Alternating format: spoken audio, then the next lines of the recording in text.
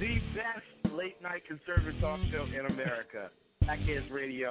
And listen, there are no people better on the air to give you the best in conservative talk than Sackhead Sean and Sackhead Clint. And we're working on the immigration papers for a certain other guy who happens to work here, too. But for those who are tuning in around the world to the best in late-night conservative talk, Sackheads Radio. Sackheads. Sackheads. Radio. Sackheads. Sackheads. Radio. Sack. Sack. Sack. The best late-night conservative talk show in America. In America. In America. Into the silo. And in this web was a large, I'm pretty sure it was the biggest spider I've ever seen. And welcome to another episode of the Sackheads Radio Show on the SHR Media Network. I'm your host, Sackhead Clint. Sitting across from me, the one, the only, the beautiful, the hairy, although not quite as hairy as Sacco, the Bostonian madman himself. It's like a WWE announcement almost. Right. Sean, the Madman Sackhead, almost like a lucha libre kind of a thing. It's actually more going on. Amazingly, right? it's more like that than anything else. Than anything else, right? I do have the Patriots mask here somewhere that I used to wear occasionally. No, I know. I was actually looking for it as I was doing it. It was almost like a Mexican soccer announcer / lucha libre / sumo wrestling kind of a thing. Mm-hmm. I didn't mean sumo wrestling like in any kind of derogatory way. No, I'm not Japanese, so I'm okay. Right. Nor are you really built like one. What? Now you're just being nice. That's where I was. That's kind of where I was going with that. Now you're just being pleasant, and I appreciate that very much. Thank you. Thank you. How was your week? Overall, okay. Okay. Still, yeah. Yeah. Yeah. I know. So I was in Seattle, and let me tell you about my Seattle experience. Okay. Seattle. It's a beautiful city. First of all. All right. Seattle is a beautiful city. I was expecting, San Francisco kind of big city meets filth, because that's what a lot of American big cities has turned into. But it was actually very, very clean. Wow. Seattle, it was surprisingly clean. The streets didn't smell like urine. Well, I guess after all the protests, they finally got people in there to clean up for minimum wage. I guess. Yeah, well, that's like $30 an hour there. I think it's 47 actually. Okay. I was off by a few dollars, but it was a pretty nice city, and even like the folks who they come up and in California, you can have some very aggressive panhandlers. Mm-hmm. In San Francisco, you can have some ridiculously aggressive panhandlers where they will get in your way, get physical with you, and there's nothing that anybody really does about it because they're the poor homeless people. But in Seattle, it's like you look at them sideways, and they run the opposite direction. Right. It's weird.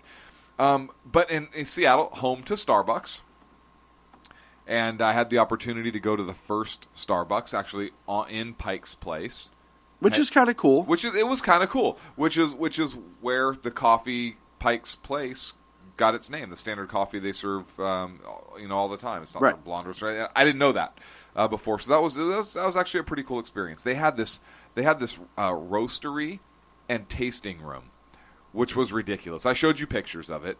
It was it looked like a 5-star restaurant. Did it not? Yeah, it absolutely did. It was beautiful inside, and the menu. I was very impressed with it. Yeah, the menu is completely different. You can actually go. They do like coffee tastings. They do coffee pairings. I don't want to. This is too good not to share. I'm sorry. Agador in the chat room said, "Senor Sean, es el patriote grande." Wow. I like that. That would be my wrestling name. The Big Patriot. The Big Patriot. Lisi said grande and not gordo. I'm I'm screenshotting that. you should. Go ahead. I'm sorry. I didn't mean to interrupt. I just felt that was necessary. That was not necessary. That could have waited for Sean's share time. But let me tell you something about Seattle. I have never seen more man buns, top knots, and skinny jeans in my life. Another observation. So basically what I just said is there are no real men in Seattle. At all. Or very few. Right. There were very few. And I saw something else ridiculous in Seattle. What? You're not going to believe this. What's that? It reminded me of Ghostbusters. I thought the world was about to end. Cats and dogs living together. Remember that whole thing? Mass hysteria. Inside one of the Starbucks, Yes. I saw Seattle firemen and Seattle police officers at the same table, drinking coffee, laughing and smoking and joking. Really? Yes. They were just talking like normal people? Cats and dogs living together. Absolutely horrible. I literally thought the apocalypse was near. That is, I you know what? This is what happens when groups integrate. Clearly, Seattle does not believe in segregation anymore. Right. I'm not okay with this. Right. So just an observation. Another observation. I decided to test a theory. Okay. So Seattle. Oh, this couldn't have gone well. Seattle is home to the Mariners. Right? Yes. American League Baseball team. They're in the AL West. Yes. I am an Oakland Athletics fan. Yes. AL West. I wore my Oakland Athletics sweatshirt. Right, and as town. you should have. As I should have. And, I got no sideways glances. Cowards. Everybody was very nice. It's baseball. Right? It's baseball. Cowards. I didn't have my Niner sweatshirt. Right. But I did let it slip that I was a 49er fan. And I got friendly ribbing. Oakland A's, no ribbing whatsoever. I was guessing slap fight. No. Friendly ribbing. 49ers fight? thing, slap fight. No. It was a pig Latin argument is what it was. But I rolled into a Starbucks and I did another social experiment. I took a sip of my coffee. And I might have said to my brother, wow, Dunkin' Donuts is actually better than this. You could have sworn that was it. I mean, that's like standing in Putin's in Putin's presence and saying communism sucks. I mean, it was ridiculous. I thought I was going to be killed. I love it. I absolutely love it. I haven't run that far and that fast in, what year is this? I mean, it was, and the cops were some of the ones that were chasing me. Right. They were like, get back here, I'm pretty Susie. sure I committed a class 3 felony. I believe in the state of Seattle there's something to that effect, yes. In the city of Seattle or in the state of Seattle? State. They're their own I was going to state. say, it's the People's Republic of Seattle. Right, it's a state of being, Seattle. But it was beautiful. All politics aside, I've never been to Seattle. It's one of the places on my list that I really want to go. So you and I need to go to a baseball game. I would I absolutely have to. Because it was so easy. I took light rail. Yeah. I took light rail. That says a lot. Yeah. From the airport, there's a line, so even Portuguese people like me can't get lost. I mean, I took a picture of the map. It's Light Link, and it's a straight line, and it literally runs back and forth with the airport at one end and downtown Seattle at the other. But how many times did you actually have to ask the guy? Yeah, right. Hey, I just want to make sure is this the right train to go down? Right. You know how I could go up or down, even though there's not a lot of up left. Right. I just want to. I want to make sure I can still go. But it runs right by the baseball stadium and football stadium, which are right next to each other. The weird thing flying into that airport, the runway is it's elevated. Right. I've heard of that. So it was a little odd. Yeah. SeaTac is a very strange airport. From what I have read and seen. No, it is. From what I did. Okay, good. So overall, Seattle was pretty good. Overall, Seattle was good. Look, and public transportation was ridiculously easy. You know what? It's funny how that can actually happen in some cities. Yeah. Whereas in Sacramento, it's horrific. Right. And it's almost the exact same system. That's the funniest part. Sacramento was designed on the Seattle and Oregon platform, if you will. But we failed. Because it sucks. It blows. And I was just saying when I was down in Texas with Dan... Hang on a sec. When Sean said that blows, that was in no way related to any kind of violence or any type of violent incident that involving mass transit. Or to deal with mass transit. Stinks is what I meant. Right. Literally, Sacramento light rail smells horribly. Literally. But when I was down in urine Texas, and it's the fecal same matter. light rail system, and I thought it was great. I actually sent you a message while I was on it. Yes, you did. I think you snuggled up with somebody while you were on. I was trying to. Yeah. I was trying to. Well, listen, I was in a strange place for me. You know, I was far away from home, and, you know, people talked really funny. They made me buy cowboy boots. It was really like an out-of-body experience for me. And obviously had a wonderful time doing it. So, good times. But you went for a really good cause. I did. Sackhead Michaela graduated. College. Yeah.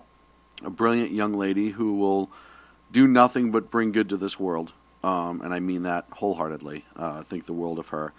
You know. Well, you're not going to think the world of her when I tell you something. Okay.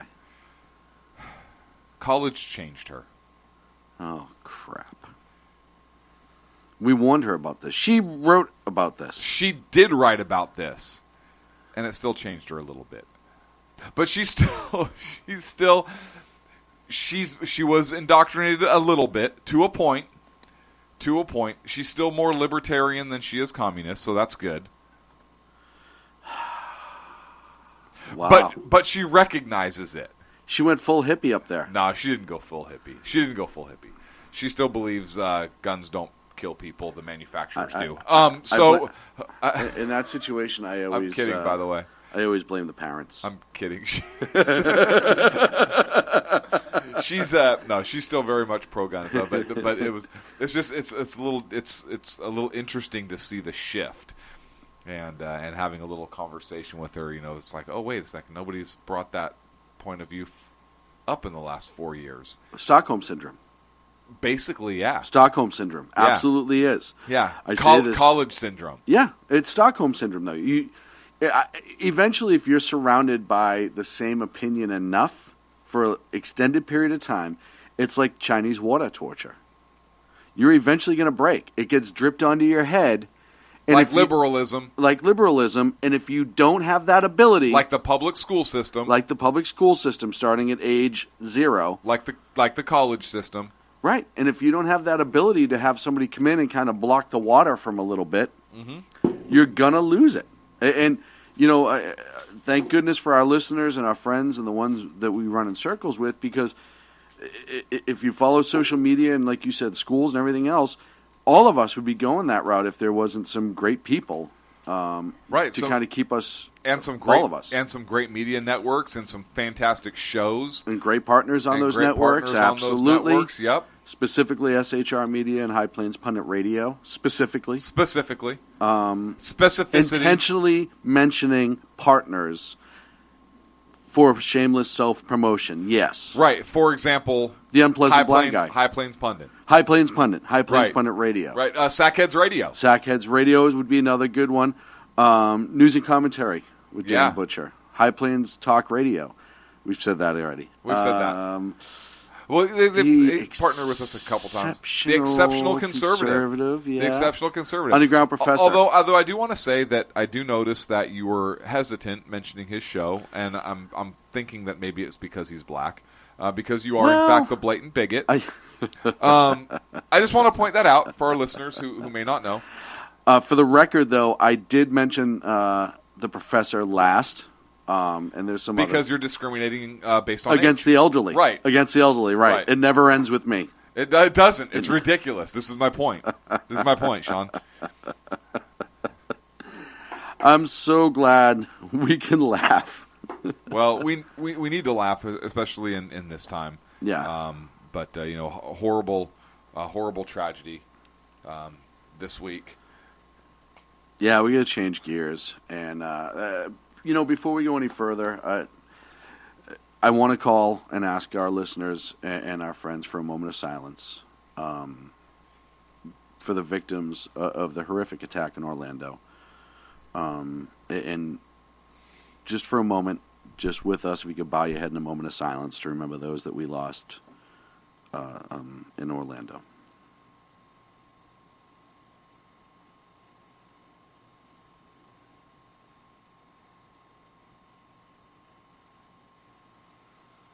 Thank you.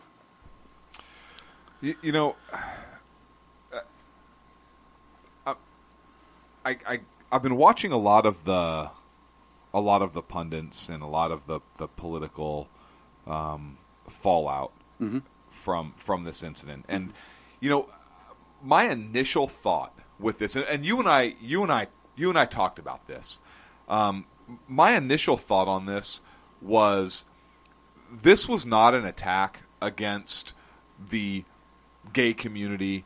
It was, but this was not exclusively a hate crime against the gay community. This was not specifically an attack against a particular religion or about a particular racial or ethnic group. This was an attack against fellow Americans. Absolutely. And I don't view the attack because it happened at a gay club as, this is a problem that the gay community, the homosexual community has to deal with. This is an American problem. This is an attack against our fellow Americans. And I even asked if we talked that night, and the very next day, as soon as the news broke, right? We talked, and I said, "Hey, do you remember when we stood in solidarity with Charlie Hebdo?" And we said, "Hey, I am Charlie Hebdo." And he said, "Yeah." And I said, "You know what? We absolutely need to do the same thing here." Absolutely. Why aren't we? We are now. We are right. But why are more people not? So we stand in solidarity with the victims, their families, the gay community, the straight community, all ethnic groups right now. We are the Pulse.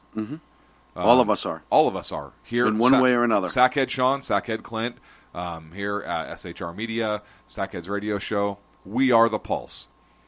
We stand with you. We stand as one group of Americans. It doesn't matter what flag you fly. Right. We're all under the American flag. Well, and it's one of those things. When you look at the LGBT flag, the rainbow flag that we all see all the time, I equate it almost like on the battlefield, dating back for thousands of years. Right. You've always had individual flags for individual units. Yeah. Back in the day, all the way back to in Ireland, Scotland, and England, each family had its crest on its shield, and that's how you identified friend to foe. Yep. And obviously now you have on the battlefield, for hundreds of years in American history, every unit had their special flag or their patch or identifier. Yep. To show what they did for the military or for the country, what their specific job was, what unit they were with, but also as a symbol of pride of who they were. Yes. You see it on the tails of jet fighters, for squadrons, all over the place. It's a very regular thing. When I look at flags in this country for different groups, I view that flag, in this case the rainbow flag, as that unit's flag. Their battle flag, so to speak. Exactly. Yeah. They absolutely have a different battle than we all do. And I applaud them for constantly, whether I agree with everything or don't agree with everything, they're still together and they unify really well under that flag. It's actually something to be pretty impressed with. But I also look at that as a flag that stands under the American flag. Right. You have your state flag, you have all the other ones underneath it. And I ask that they never be afraid or even they should always know that the umbrella of the American flag is one that we can all stand underneath. Absolutely. And I put a Facebook post out the other night, and I 100% agree with this, and I think a lot of conservatives would agree with, that I will always stand with you as an American, even if I don't agree with you 100%. Yes. If I were in that club, just like I think all of our listeners and anyone else, if I had my weapon or not, I would have engaged the shooter. I would have died trying if I had to, for my fellow citizens, because that's who we are. And I think that's something that we lose in this country a lot. We lose that unwritten rule that you're supposed to always try to protect each other.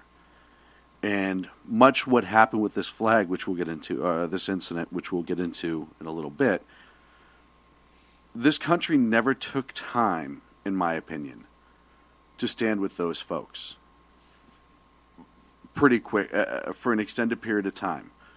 We did get right into the rhetoric on both sides. We did. I want to stay on flags for a second, though, because I had an observation today. Okay. Talking about flags, at the California State Capitol, there was flying a rainbow flag from one of the balconies on the building, and I don't know if you recall when the Supreme Court decision came down and on same-sex marriage, and California voters overwhelmingly rejected same-sex marriage. It went through the court system and it was upheld. And there was debates on both sides.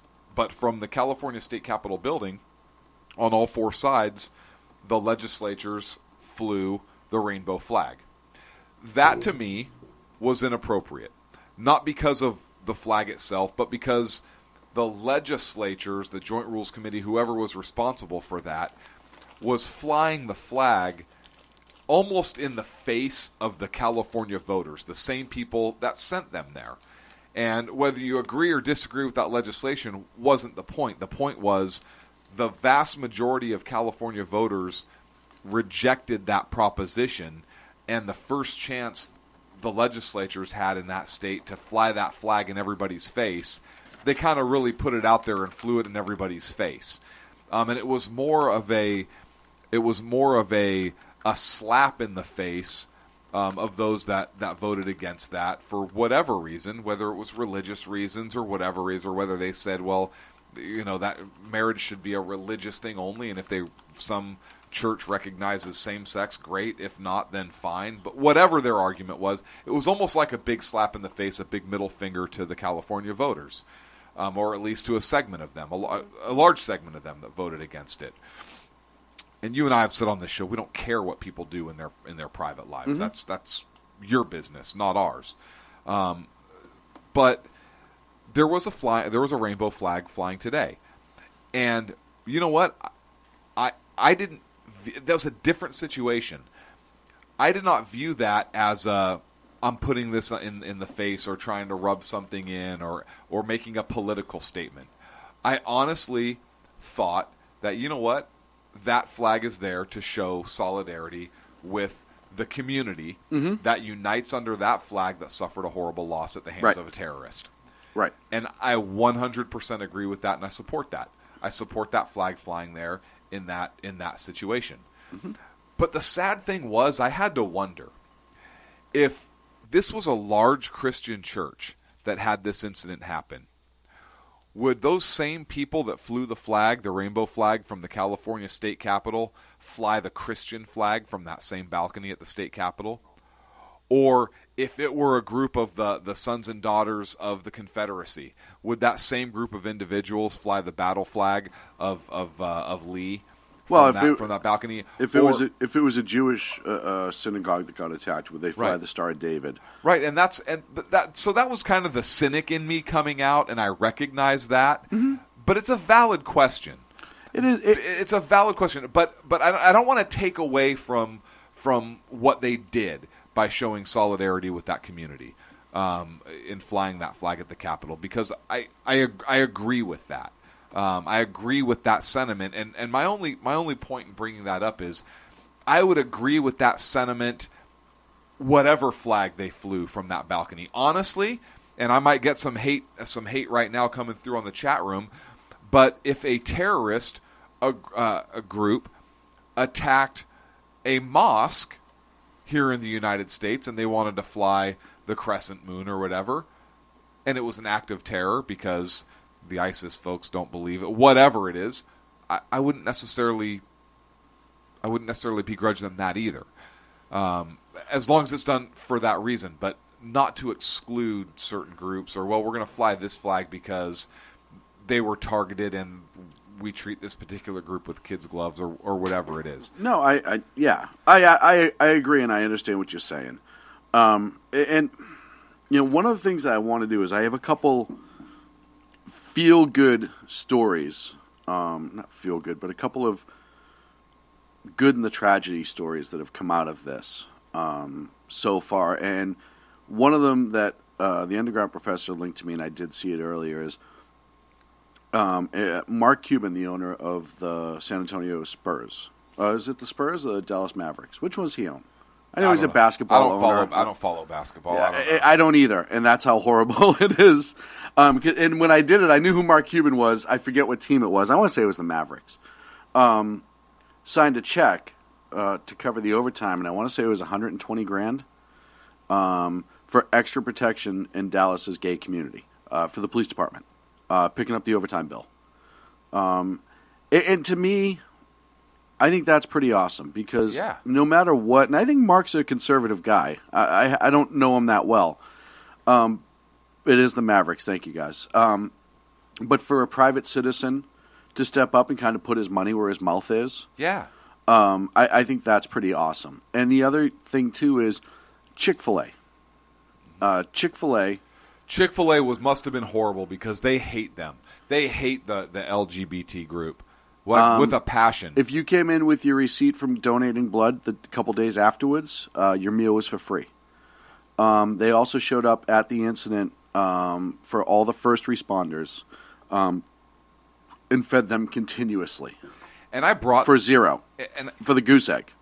And I made that smart aleck comment because do you know how much guff? That's right, I said guff.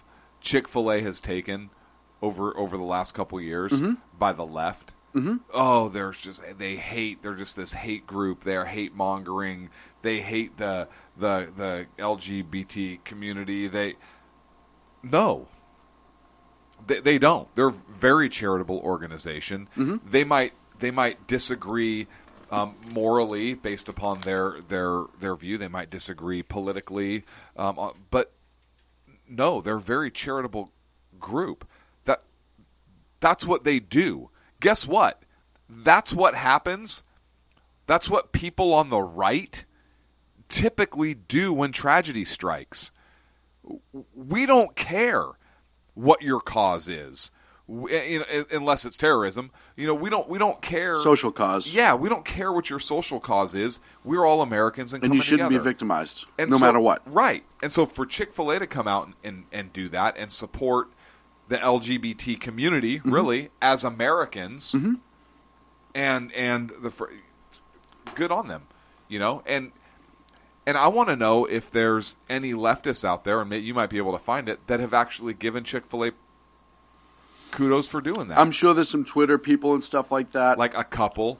Yeah. That should be all over the place. What's funny is, through all of this, and I know I only have a couple seconds left here in the segment, one of the things I've seen on Twitter is for all the anti-conservative gun people, et cetera, you're also seeing a lot of thank you from individuals in the gay community, specifically citing certain conservatives. I saw a bunch of people thank Chick-fil-A that were obviously part of the gay community based on their profiles and stuff like that. So you may not get the mass media doing it, stuff like that, but the fact that the individuals that were in that community that were affected recognized it and appreciate it, to me that's actually more important.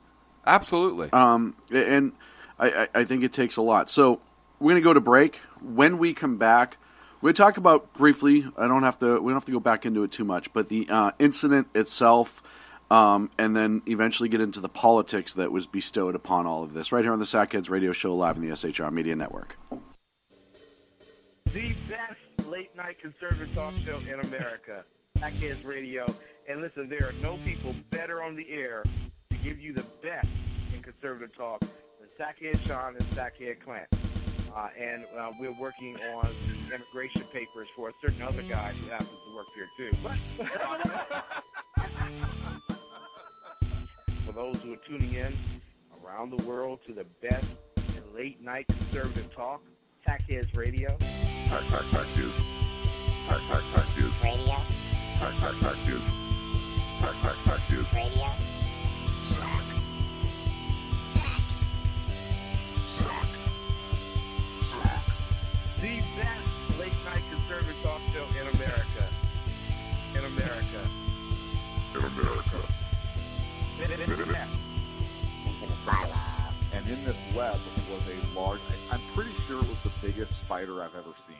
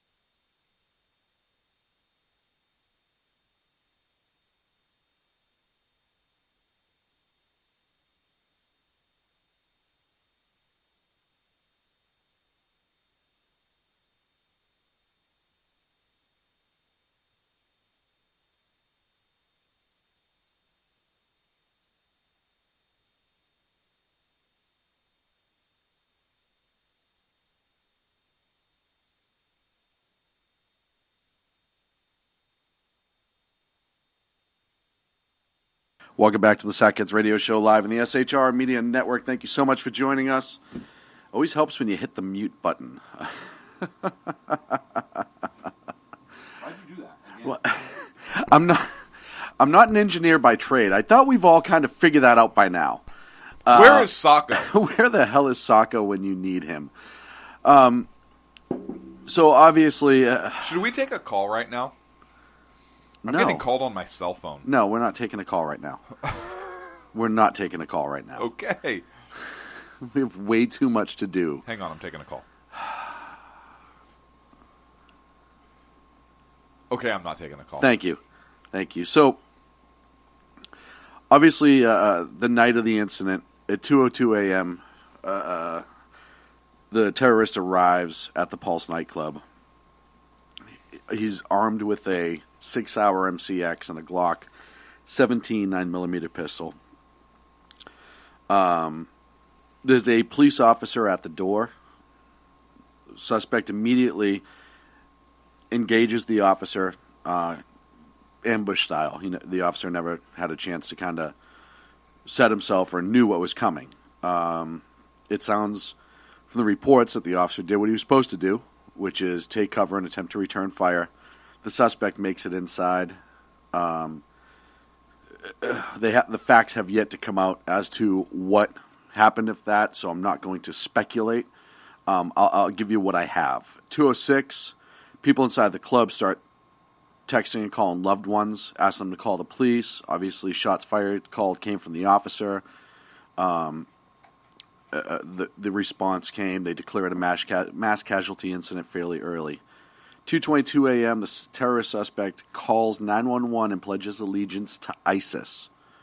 He also calls a news station, a friend, and there was somebody else in the mix too that they haven't released yet. Apparently, his phone did sustain some damage inside during the assault to try to eliminate him. 16 calls, I think. Yeah, there's a lot more that'll come out on that. Hopefully, it needs to come out. 5 a.m. Let me back up just a little bit. Sometime after 2:22, it turns into a barricaded hostage situation. Police aren't able to make entry for one reason or another. It turns into a SWAT call out. I think they tried negotiating at first, hoping that he would release some of the hostages. 5 a.m., the decision was made for SWAT to make entry. They make a dynamic entry with shape charges going through entry charges going through the wall. Well, multiple entrances, but that was shows you the complexity of the incident. The fact that they blew through cinder blocks in order to make an entry to try to rescue those people. So I think they had an explosive breach. Yeah.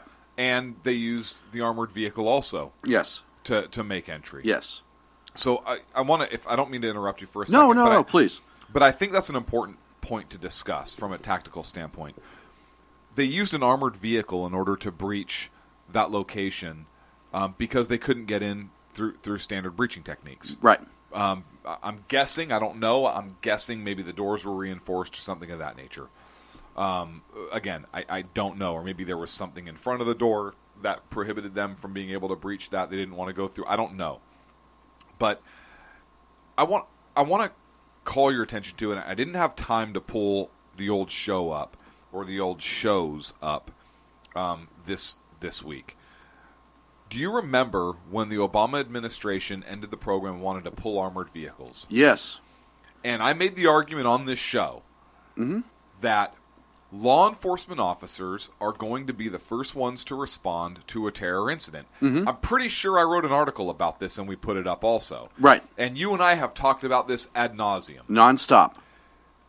That armor is defensive in nature, and when it came time to responding to a terror incident, it was going to be the men and women in civilian law enforcement, not the United States military, and that armor is going to be a major component of that. Yes. They are going to need that capability to be able to respond to a terror-style attack. And that's exactly what happened in this case. Well, and you also saw it in Boston.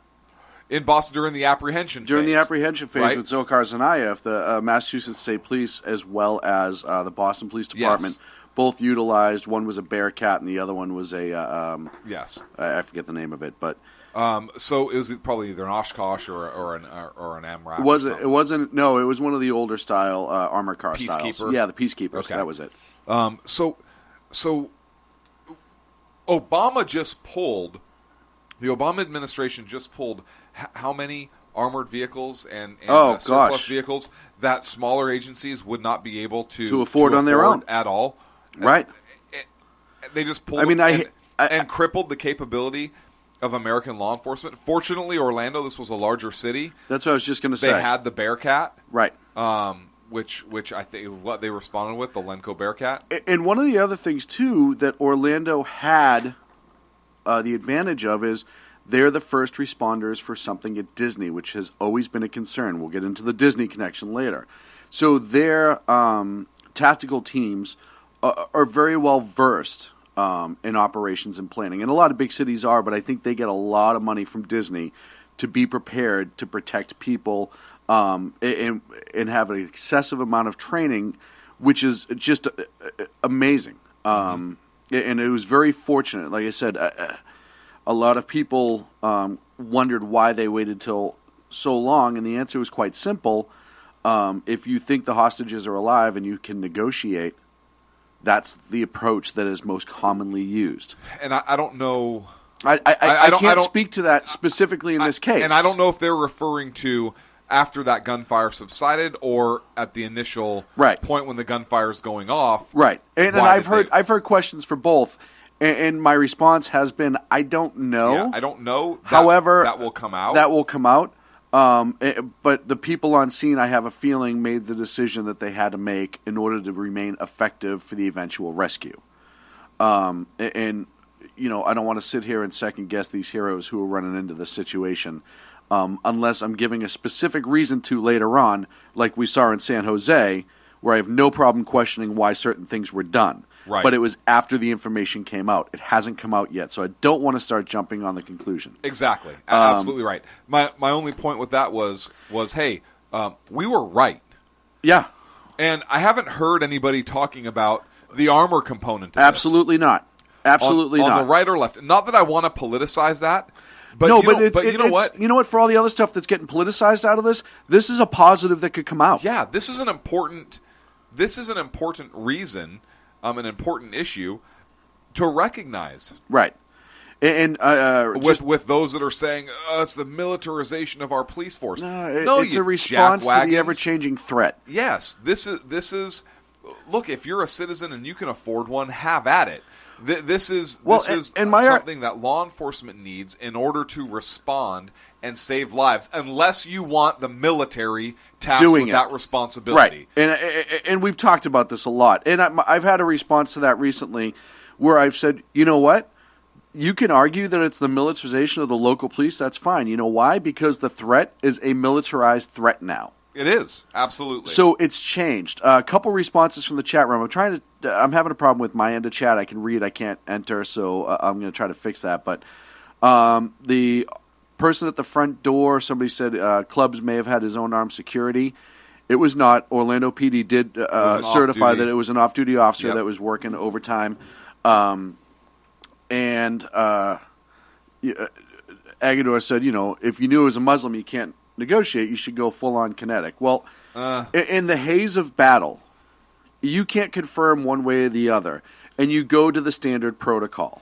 And another... and I understand there's a lot of people who are emotionally aggravated right now, and I get that. I wanted this guy to die quickly and save as many lives as possible, but you have to understand that they have a set of protocol for a reason. And that needs to be followed. It does. And look, you can't... Here's the other issue.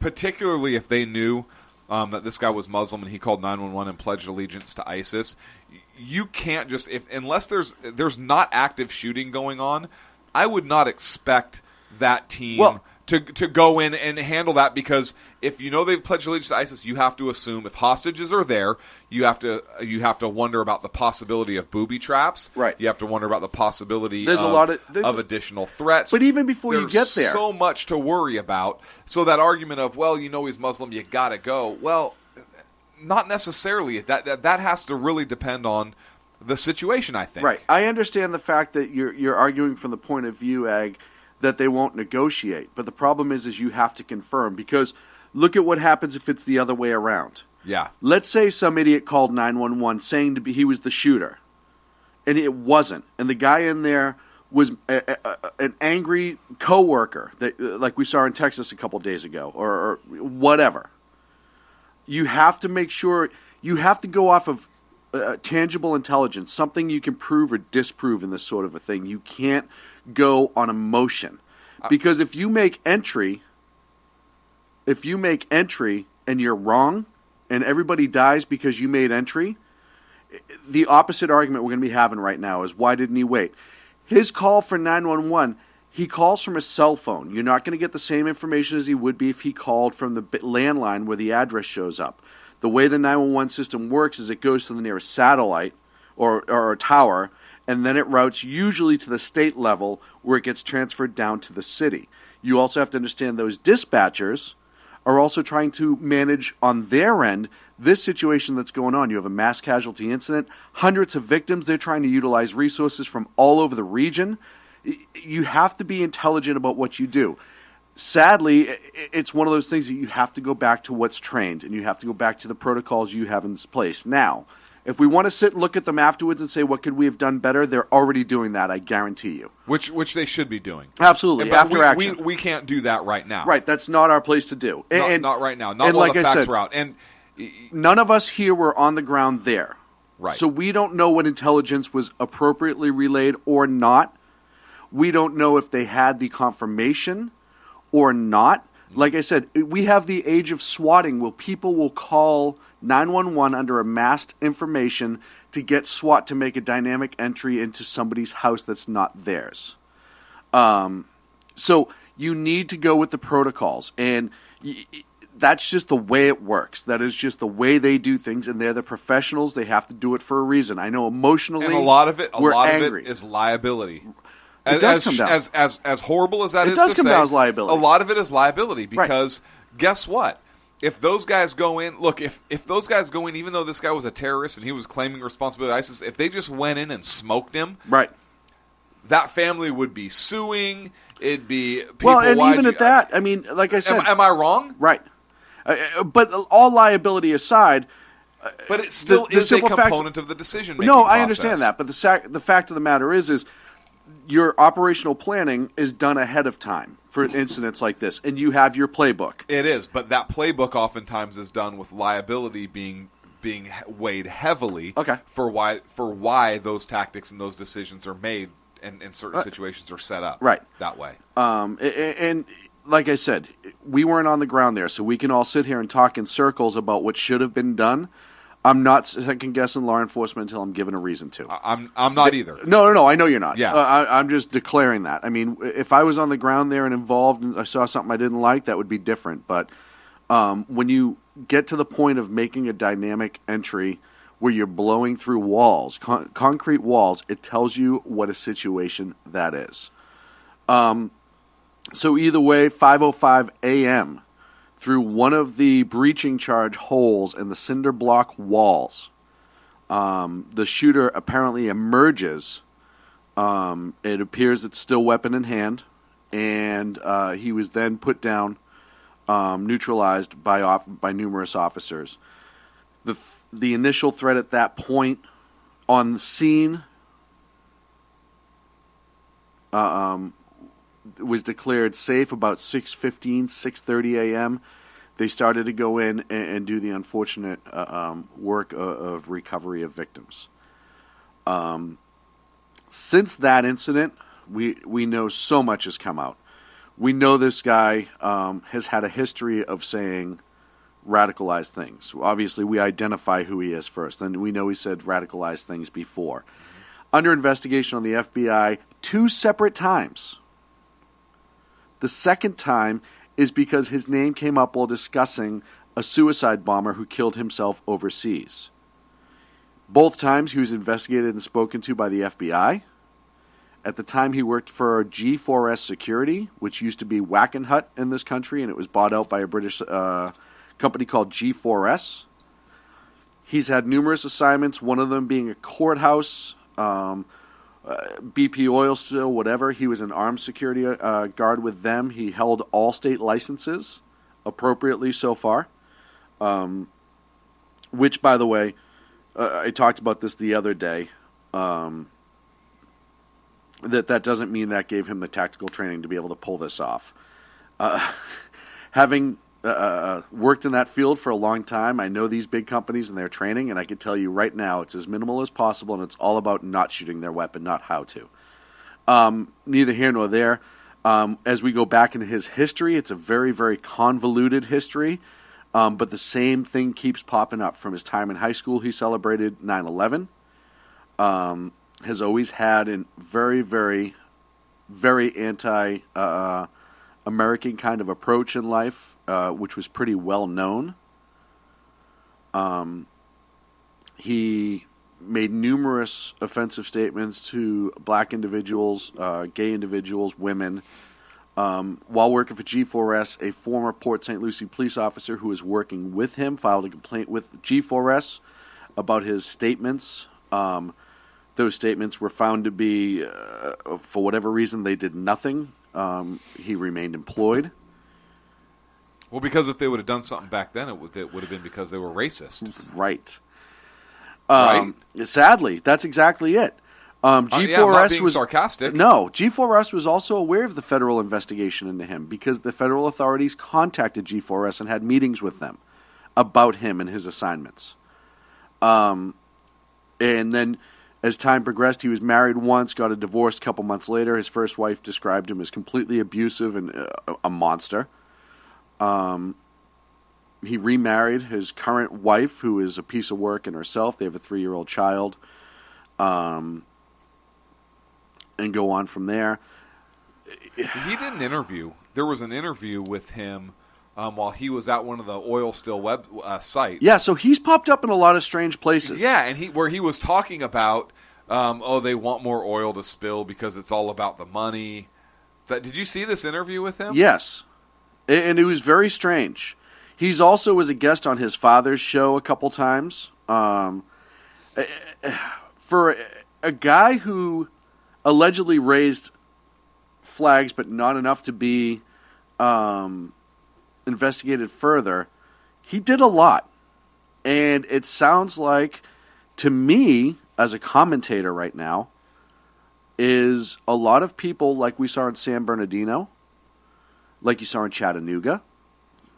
A lot of people knew something was coming. Like you saw in Fort Hood #1. Fort Hood the first time, of course.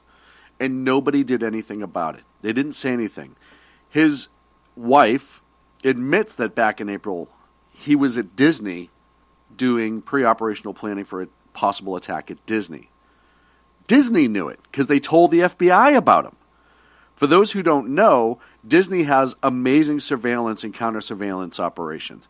They told this guy in April. They told the FBI again in April, from what Disney's saying, that this guy was on property and acting strangely and needed to be checked out, and was able to provide an excessive amount of information on how to identify him. Do we know if the federal government did anything with that? Nothing yet so far. So you also have 6 days prior to the attack, he walks into a firearms dealer. Mm-hmm. He buys the Sig Sauer. He buys another Glock. He already had a third weapon, which I was a little confused by that, but that's neither here nor there.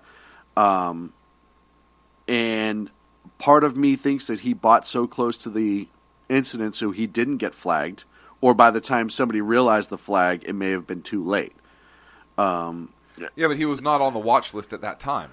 Right. Now, this is where I will say I am a firm believer that if you're in a watch list and your name gets run through the DROS system, which is what you get run through when you buy a federal fire, I'm almost 100% sure that your name ends up on a file somewhere for them to go, hey, this guy just bought a gun. Was he still, you know what I mean? I know we're not supposed to, but I can't imagine that, hey, they weren't supposed to be listening to our phone calls either. Right. Which is why when we talk about firearms registry, a Right. lot of us conservatives who've never done anything wrong but are outspoken about our conservatism get worried. Right. Because lists like that may exist. May exist. Do exist. Yeah, yeah. So- well, I mean, if you sell a rifle, why do you have to transfer it if they don't know who it belongs Right. to? Right. It's not I mean, because come on. it's not because they're getting the 30%. Right. It's not a handling charge. Right. It's a tracking charge. Yes. So I believe, in my belief, just kind of looking at everything, he knew he had to buy close to the incident. However, that brings up the fact of training. I watch everybody hypothesize about how he brought as much ammunition, fired as many rounds, and was successful as possible. Hear me out, and I wrote the article about this the other day. I don't believe that this was his first time holding a rifle. I don't believe that it was his second time holding a rifle. You may be able to practice magazine changes in a mirror 24/7 and become amazingly efficient at it. Yep. However, once you get under battle stress, audio-visual exclusion from your adrenaline dump, you have to react with muscle memory. There's a reason why our operators, law enforcement, military, all when they train with their weapons, it's hundreds and hundreds and hundreds of times you build what's called muscle memory. Your body reacts essentially how it's trained to, which is why everybody trains how they work, or they're supposed to. So I do not believe that this was his first time. This wasn't a lucky shot. Plus, it was a semi-automatic weapon. The MCX is semi-automatic, one pull, one round. That's how it works. To be able to shoot 106 people, it wasn't just 106 rounds. So even if he had 30-round magazines, you're looking at 5-6 magazine changes because you know he had a miss. Plus, you can hear 25 shots that he fired at law enforcement at one point that hit nothing. So you're looking at a numerous amount of magazine changes. He was trained. Yeah, I would agree he's trained. And, on your point about muscle, you can build muscle memory doing dry fire techniques. Right. You can build muscle memory in front of a mirror to where that's even under combat stress, you're going to be able to function. But you're right. Was that the first time firing his rifle? I doubt it. I would be surprised. But even so, even just dry firing, he's going to be able to develop some of those skills. Right, but not on the level Now, he went to Saudi Arabia a couple twice. times also. He most certainly did. And in my article, Weird. Who else went to Saudi Arabia? Huh. Well, Hillary. Hillary's been there. Yeah, no. Not in general. You're talking about which current terrorists that have acted recently showed up. Doesn't matter. In fact, that it's a quick drive to Syria and they don't really care. No, it's kind of strange. Right. The point I brought up in the article, too, was if he did train overseas, they don't historically train overseas with an AR platform rifle. Correct. I know everybody is saying it wasn't an AR-15, it's a SIG carbine. It's an AR platform rifle. The basis operation has kind of been there. The Sig Sauer MCX operates the exact same way as an AR platform rifle. It's not an AR-15 by its numeric designation, but it's not all that different. A couple different bells and whistles. That's about it.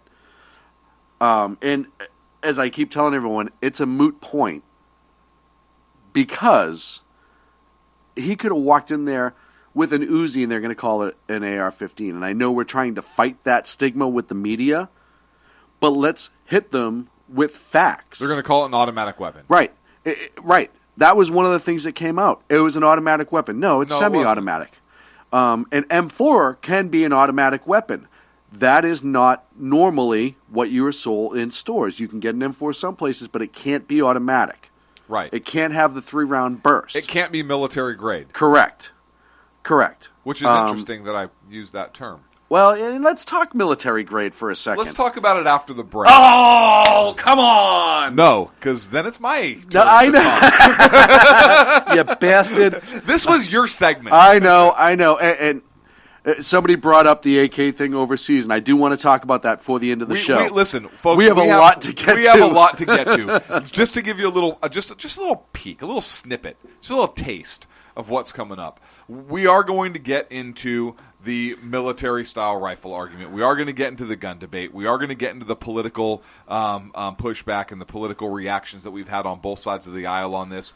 And we're also going to dovetail all of this gun control talk into some of the terror attacks we've seen in France, because we think, obviously, that argument is very germane to what's happening here in our country today. But for right now, before we get into all that, we're actually going to take a break. We'll cover everything we could possibly get to before the end of the show right here on the Sackheads Radio Show live on the SHR Media Network.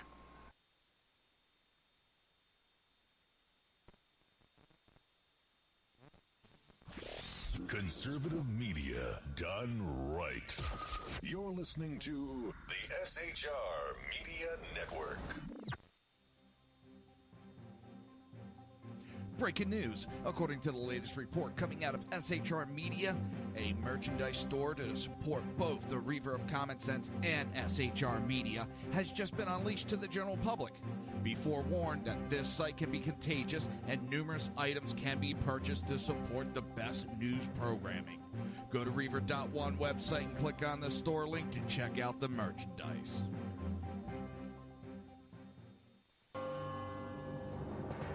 Hello, I'm Matt, a student at Hillsdale College. Here is Hillsdale President Larry Arnn on the continuing relevance of the Constitution. Many argue today that the Constitution is outdated because it addresses problems peculiar to the 18th century. Some parts of the Constitution do read rather quaintly. Consider the injunction against titles of nobility in Article 1, Section 9 of the Constitution. But is that so outdated? The purpose of the injunction is to prevent the government granting special privileges to some for partisan reasons. This strikes at the heart of the rule of law. The crony capitalism so common today is a place where the government bestows favors and tax dollars on some businesses to give them a leg up over others. This is exactly the kind of thing the Constitution was meant to prohibit. The Constitution is not so outdated after all. This Constitution Minute was brought to you by Hillsdale College. To join the national conversation on the Constitution, go to constitutionminute.com. Times are dark. The people misled by corrupt politicians, lied to by establishment media, and deceived by the false messages of Islam. A nation in confusion needs a guide. It needs a man with a cane. I'm Dave Milner. Join me on Spreaker, SHR Media, High Plains Talk Radio, Live Rebooting Liberty, and YouTube for a unique brand of commentary on the unpleasant blind guide. Because truth is not always pleasant. In a world controlled by corrupt politicians. You got a business. You didn't build that. A team of ordinary men emerge from the ashes to give voice to the voiceless and hope to the hopeless. Sackhead Sean. Dude, I'm not saying half was stupid, bro. Sackhead Clint. All good friends of ours usually show up drunk. Also starring Sacco as the producer. I'm a little bit drunk, 'cause I'm drinking. They are the Sackheads Radio Show. Every Wednesday at 8 p.m. Pacific on shrmedia.com.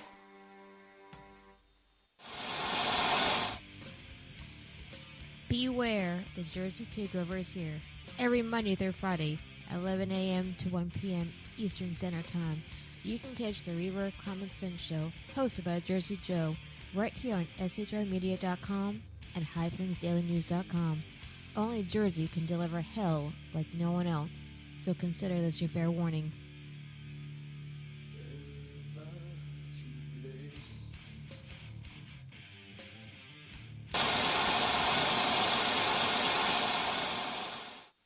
Conservative media done right.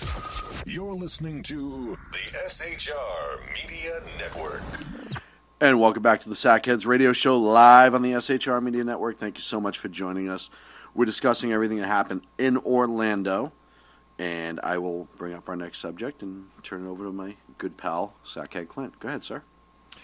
So, some of the political reaction right after this. Tweets came out immediately as this was going on, but I want to talk specifically about the initial tweets from Bernie Sanders, from Hillary Clinton, and from Donald Trump. You know, everybody said, hey, our thoughts are basically with the victims, Bernie Sanders and Hillary Clinton. Trump came out and said our thoughts and prayers are with the victims and blah, blah, blah. He was the first one to mention thoughts and prayers. Right. And I was impressed with that. But then the president came out, and he gave a speech. And his speech wasn't incredibly horrible right after the event. It was not as good and inclusive as I think it could have been. But it wasn't completely horrible. He did, of course, mention the gun debate. But he refused, still refuses to refer to the terrorists as radical Islamic extremists, or to refer to radical Islam, or any of that. He refuses to identify our enemy. And another surprising thing from the president is he has yet to call the governor of Florida. Right. Well, this is the president of the United States. Well, the president of the United States did call Florida.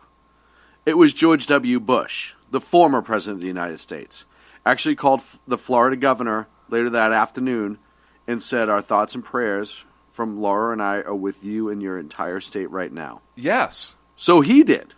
But the current president... He called the mayor of Orlando, who I believe is a Democrat, but he did not call Governor Scott. It's look, after 9/11, we came together as Americans. Yes. This is the worst terror attack.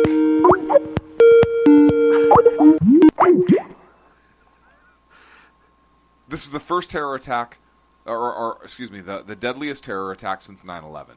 Right.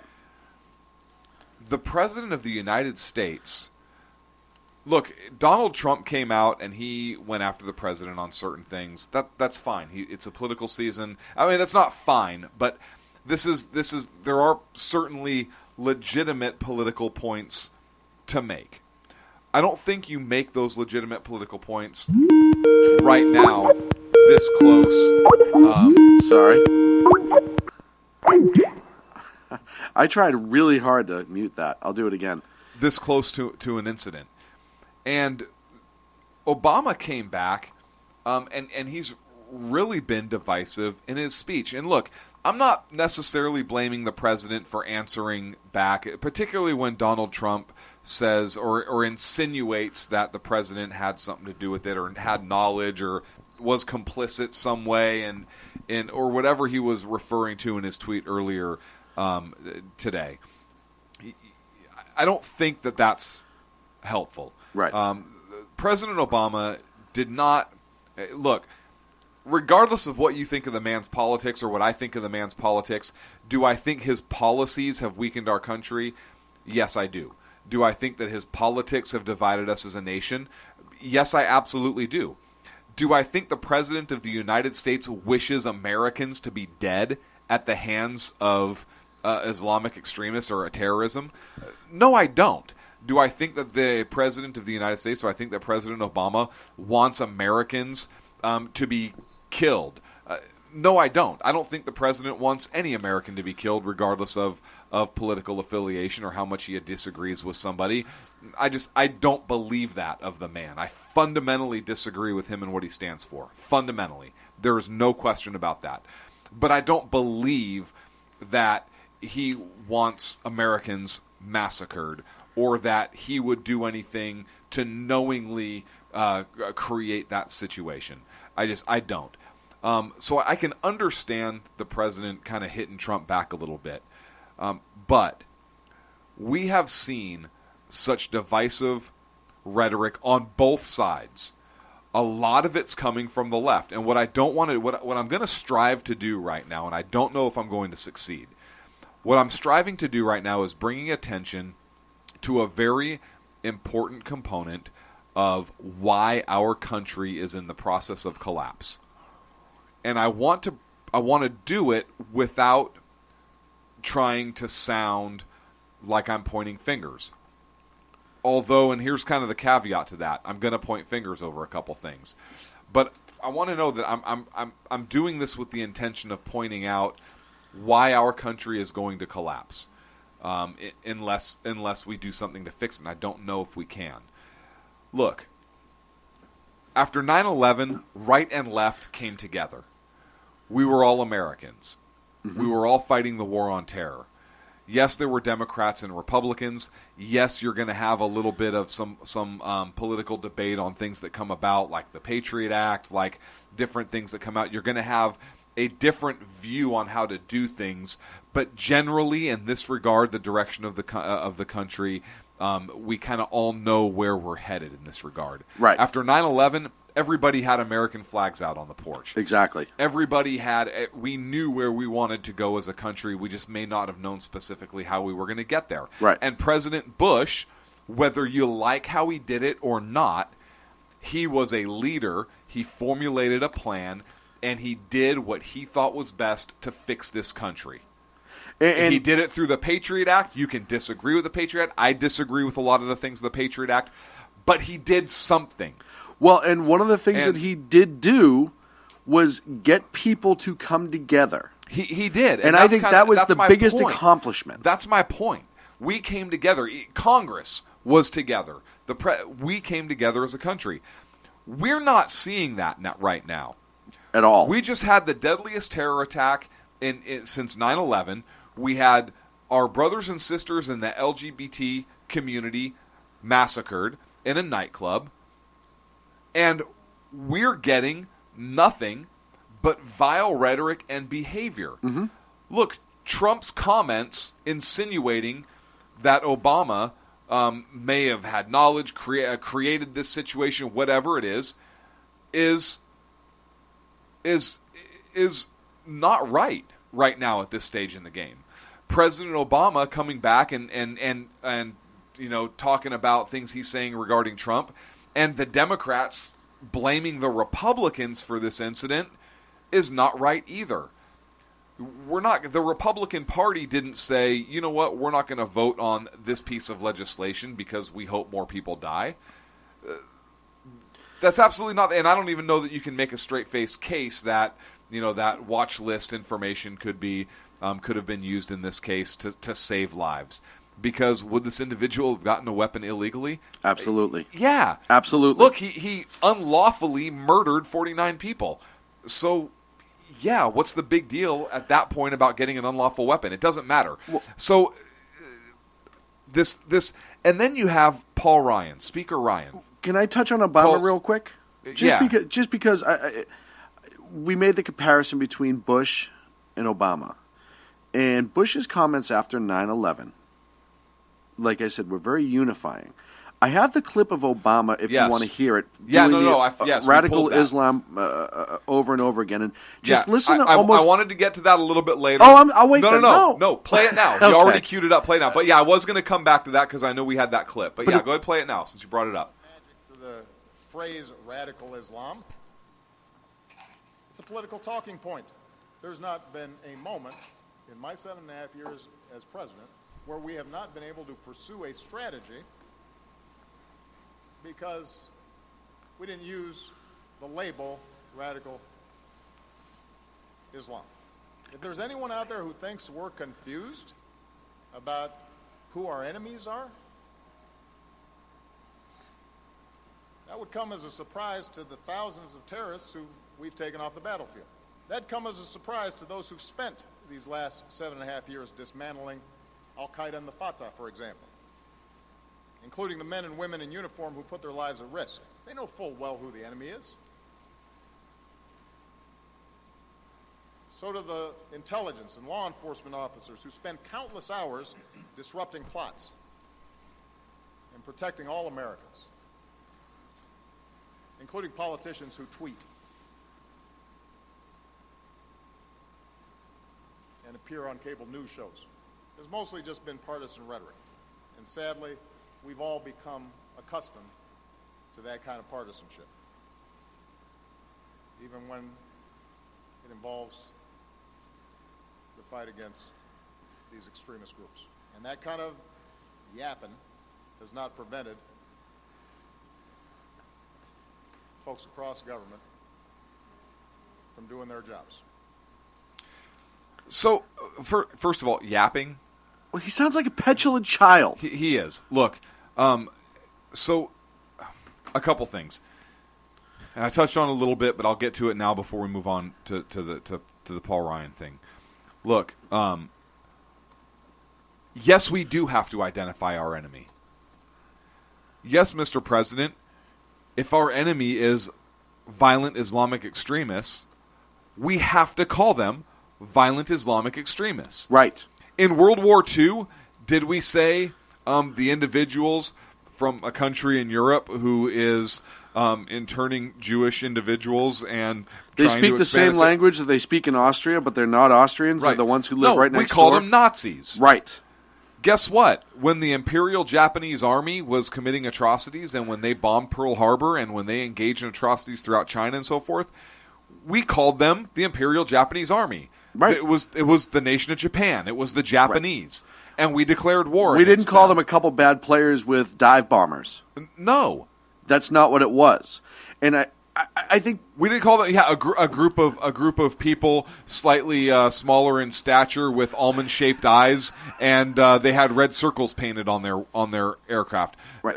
No, they were the So yes, we do have to identify our enemies. Right. In the Cold War, who was our enemy? It was Russia and communism. Right. And guess what? We identified it as such. Right. So, yes, Mr. President, you identify that common enemy because what that does is that it leaves zero chance for misrepresentation or zero chance for mistaken identity, and it brings everybody together. There is a clear purpose, a clear mission, a clearly identified objective, and a common enemy that we can all come together as Americans to combat. It's very, very important psychologically, in my opinion, in order to identify that enemy. I agree. I absolutely agree. Because enemy is so abstract. Look at, by failing to identify radical Islamic extremists as the enemy, that then leaves it open to interpretation. And that's where problems come in. Look, what if you have some wingnut that all they hear is Muslims are bad? And so now that's their perception. In my opinion, that can create division. If you don't have a clearly defined objective, a clearly defined enemy, and you leave it open to interpretation, bad things happen. Either through skewed point of view, skewed perspective, whatever, and it opens the door for potentially other things. Right. Well, and the other thing, too, I think, is when you say radical Islam, you identify part of the motive. And that's part of the things that gets lost, is the motive behind this. As we've seen, it's gone to the gun argument right away. And we're going to get to that in a minute. Which is why I held back. Thank you. Thank you, because I do want to get to Paul Ryan. I didn't mean to interrupt you. I know. No, go ahead, please. So, your segment, my friend. So look, Paul Ryan, and here's the point of division that we're at, and it sickens to me. And when I say I believe that this is going to bring about the final collapse of our nation, I completely mean it. Look, if we're being attacked in our homeland by a terrorist. And I don't like the term lone wolf either. You know what? It's not a lone wolf attack. There is a pack of lone wolves. There is a pack of wolves out there, and members of that pack are going to attack. Right. And the term lone wolf, we've talked about this in the past, and we've used it in the past. Yes. Because that was the designation of that style of attack within the community. Correct. The law enforcement and military community. Yes. Which is the only reason why it was being used. It doesn't, but I don't want the public to think that lone wolf, this is just an individual. No. There's a loose coalition. Right. It was that specific attack, the style it was, the planning, when it's solely an individual. That is a lone wolf. Right. When you've traveled to Saudi Arabia twice, and you've obviously had some sort of other planning, you're in a pack of wolves and you acted independently. Right. But the designation is still lone wolf attack. But look, Paul Ryan called for a moment of silence on the floor. Do you have the audio queued up for this? Yes, I did. So Paul, really, you have audio ready to go that we're not ready for, and you don't have audio ready to go that we're ready for? Well, come on, Sacco. So Paul Ryan asked for a moment of silence for the victims of Orlando. Now, I kind of want to set the stage here. As the moment of silence begins, he's Catholic, I believe, correct? Yes. Because he makes the sign of the cross as he bows his head to say a prayer, I'm guessing, based upon his actions. 3 members of Congress walk out. 3 members of Congress leave the room. Disgusting. And then I want you to hear the audio. Go ahead, Sean. Sorry. The chair asks that the House now observe a moment of silence in memory of the victims of the terrorist attack in Orlando.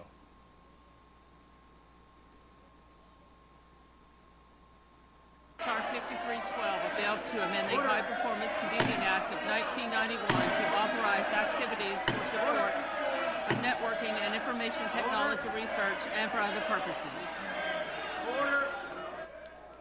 Gentleman stating our parliamentary inquiry. Yes, Mr. Speaker. The gentleman shall state his inquiry.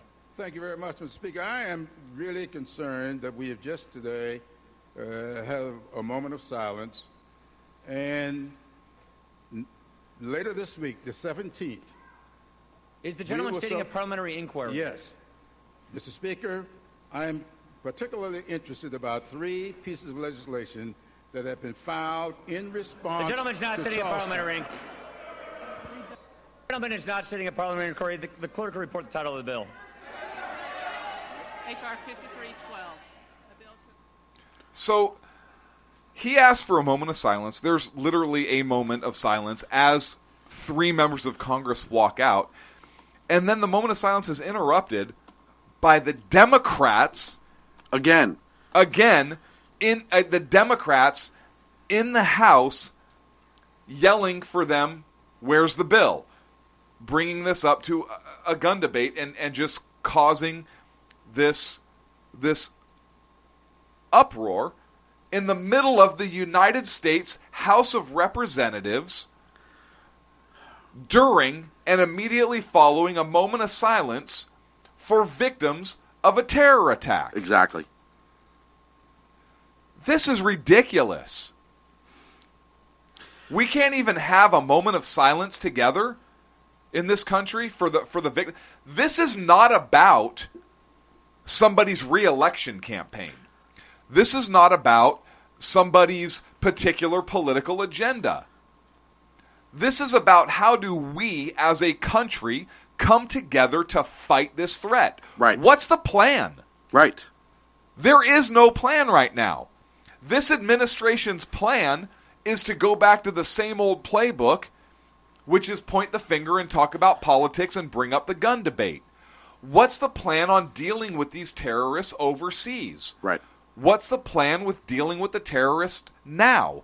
Look, if the plan is, as a component of that, if you really want to bring the gun debate into this, and we'll talk about that next segment, or maybe we'll get into a little bit of it now. If you really want to have the gun debate, and it's framed in a way of, hey, based upon terrorism and the fact that we're in a fight, first of all, we're going to declare war on the Islamic State. We're going to declare war on radical Islamic extremists. We're going to declare war on Hezbollah, Hamas, Al-Qaeda.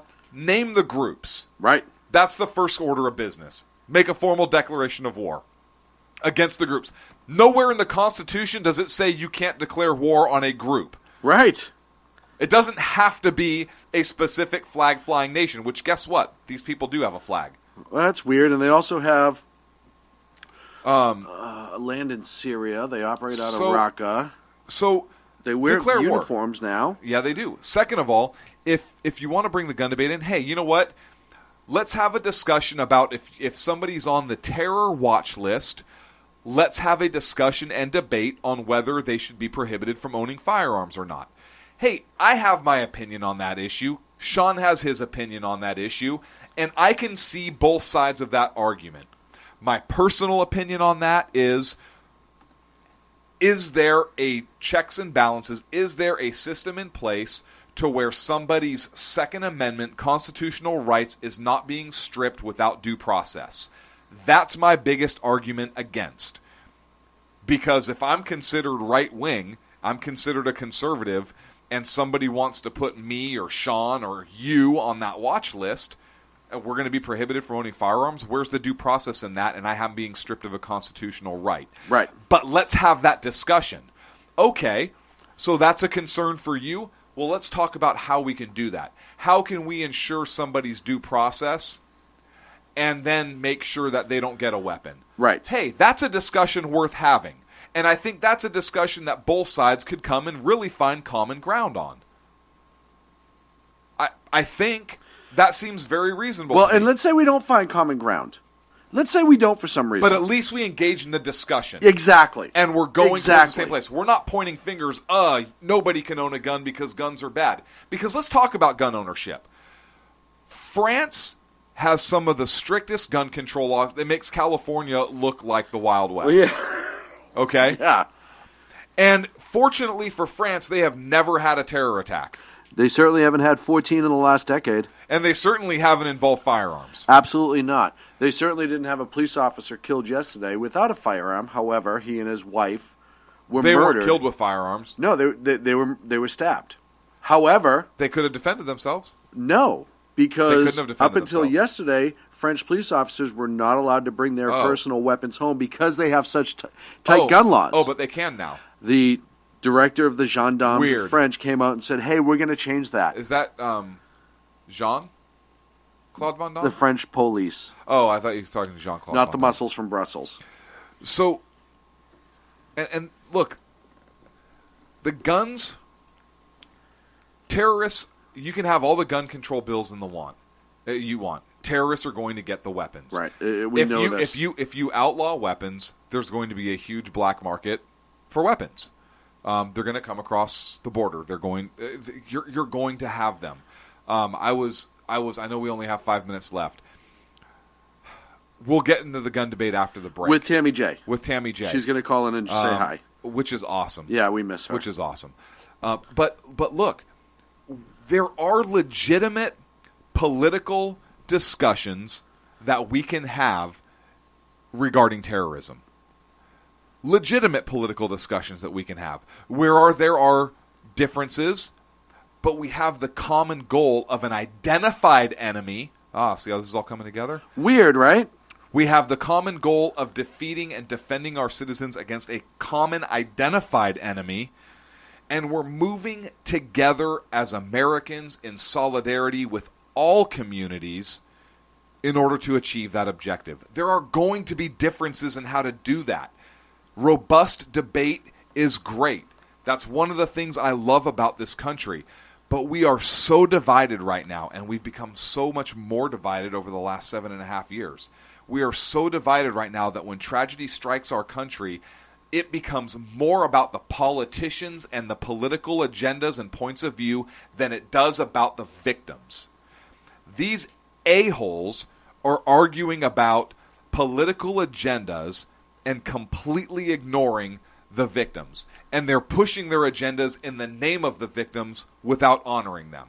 And that, to me, makes me sick. Your word, Sean. Well, listen, it's one of those things that we talked about what happened after 9/11. This is the second biggest terrorist attack since 9/11. As far as I'm concerned, this is the biggest terror attack. And the next one will be, and the one after that will be. And what's weird is San Bernardino was before this. Right. We're averaging one every, 4 to 6 months now? UC Merced? Yeah. Chattanooga? I'm talking the bigger ones, though. But right, we're starting to see them grow exponentially.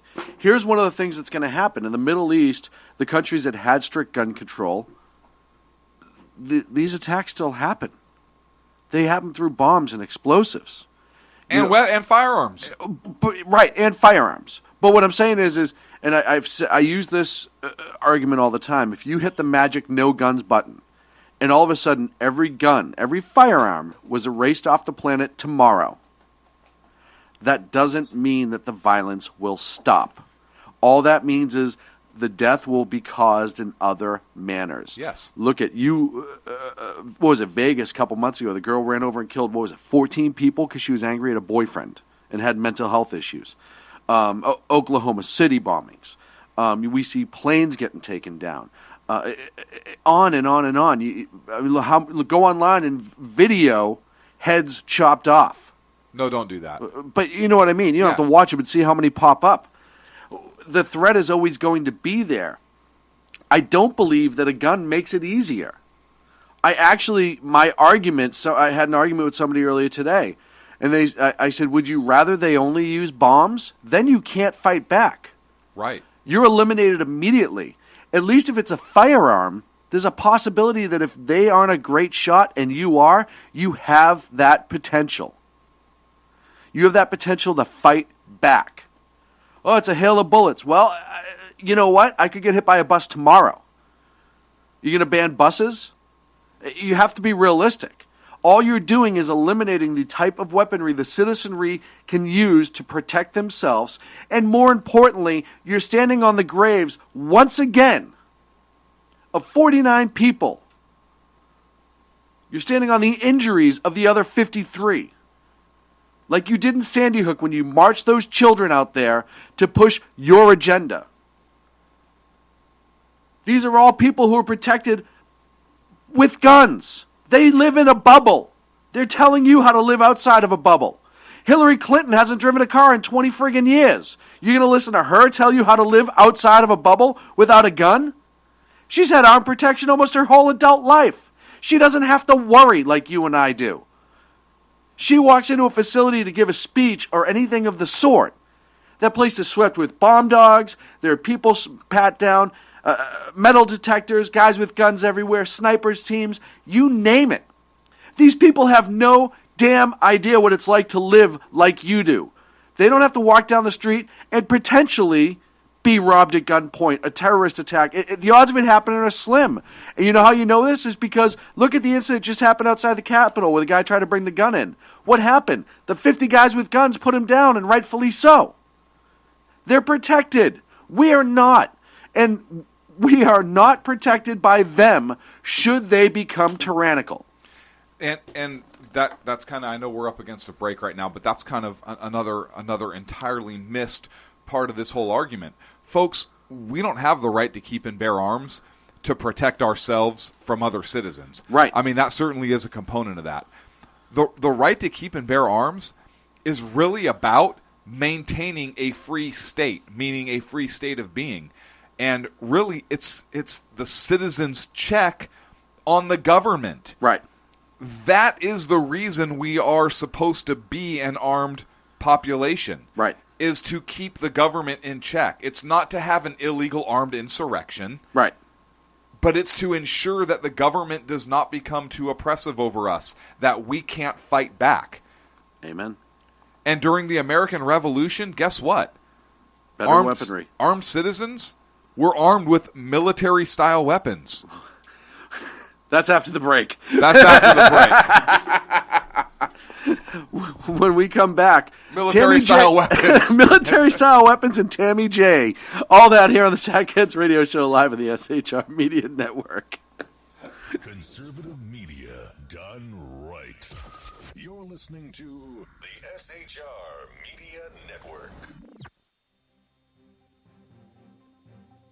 Breaking news. According to the latest report coming out of SHR Media, a merchandise store to support both the Reaver of Common Sense and SHR Media has just been unleashed to the general public. Be forewarned that this site can be contagious and numerous items can be purchased to support the best news programming. Go to Reaver.one website and click on the store link to check out the merchandise.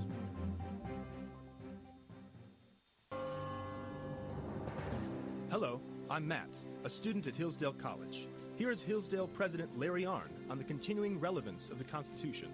Many argue today that the Constitution is outdated because it addresses problems peculiar to the 18th century.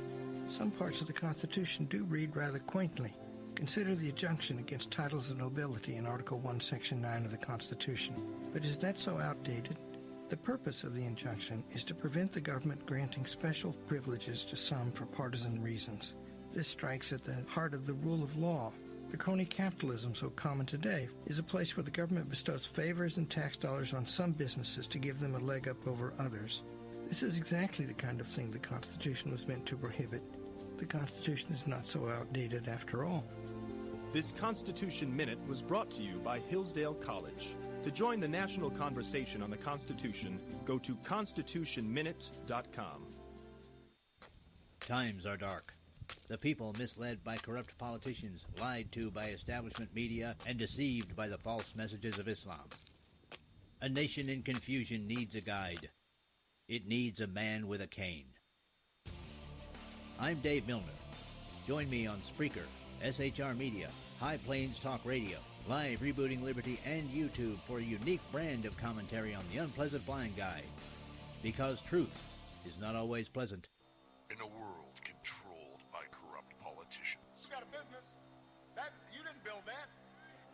A team of ordinary men emerge from the ashes to give voice to the voiceless and hope to the hopeless. You guys there? Sackhead Sean. Dude, I'm not saying cough for the stupid program. Sackhead Clint. All good friends of ours usually show up drunk. Also starring Sacco as the producer. I'm a little bit drunk, cause I'm drinking. They are the Sackheads Radio Show.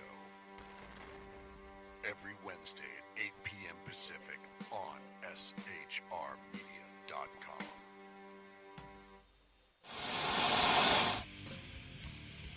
Beware, the Jersey Takeover is here. Hey, Timmy, you there? Friday, 11 a.m. to 1 p.m. Eastern Standard Time. You can catch the Reaver of Common Sense Show, hosted by Jersey Joe, right here on SHRmedia.com and HighPlainsDailyNews.com. Only Jersey can deliver hell like no one else, so consider this your fair warning.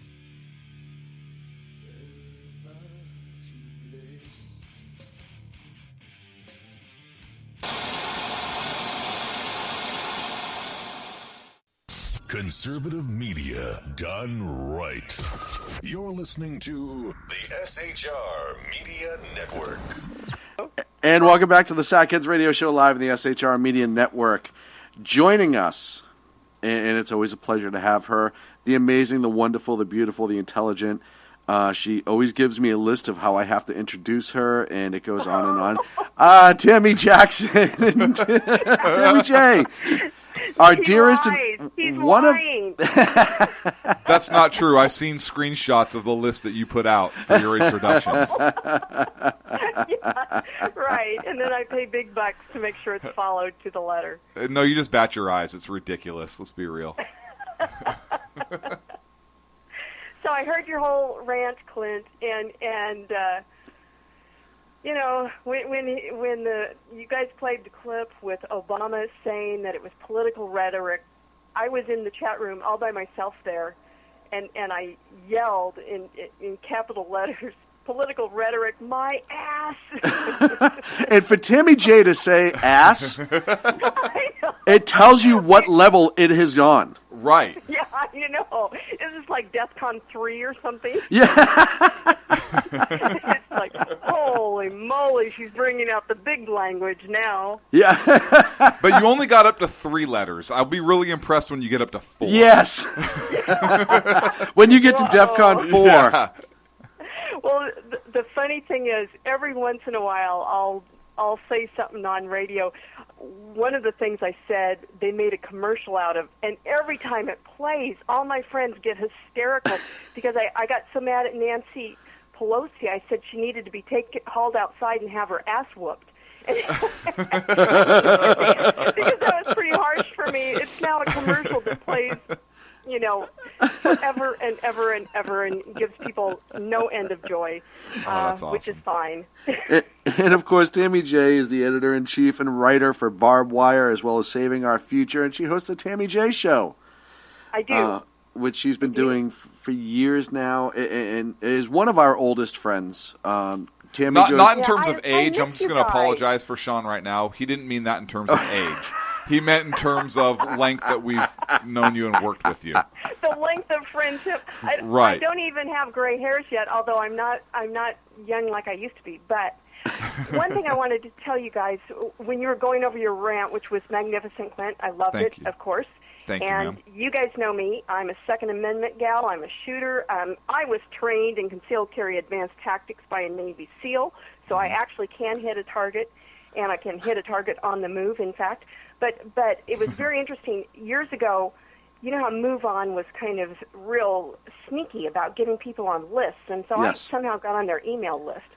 And I decided to stay on it because you know how it is. You want to reconnaissance, baby. And so I got this email blasted out just shortly after the president's horrific, heinous presser, and it was to, you know, get money. It was a big blast to money to ban the military, the weapons, whatever. And of course, then the guys in Congress moved on it later in the week. But it was very interesting. In the middle of it, it says military-grade assault weapons should not be used by civilians and have no place in our cities or towns, which, you know, I could argue all day long about the Second Amendment, and these people don't understand that these are semi-auto. They're not select fire. And quite frankly, if we really went by the Second Amendment, it wouldn't matter what the weapon was because they had the same. Some of them had better weapons in the private citizenry than the military back in the day. Absolutely. So, you know, don't even go down that path. But then it says underneath that, Orlando, Sandy Hook, San Bernardino, Aurora. What do these horrific shootings have in common? The AR-15. Well, okay, we know they're wrong about Orlando now because they put out that it was an AR-15 instead of the SIG. We now know it's a SIG. They look at the platform, and as Sean and I were talking about, and Sean said in his great article that they just see it and say, oh, it's an AR. Nobody goes any further. But underneath that, it says, this military-grade assault rifle was used to murder at least 50 people. Right now, such a mass-killing weapon is available for purchase online at trade shows and at neighborhood brokers across the nation.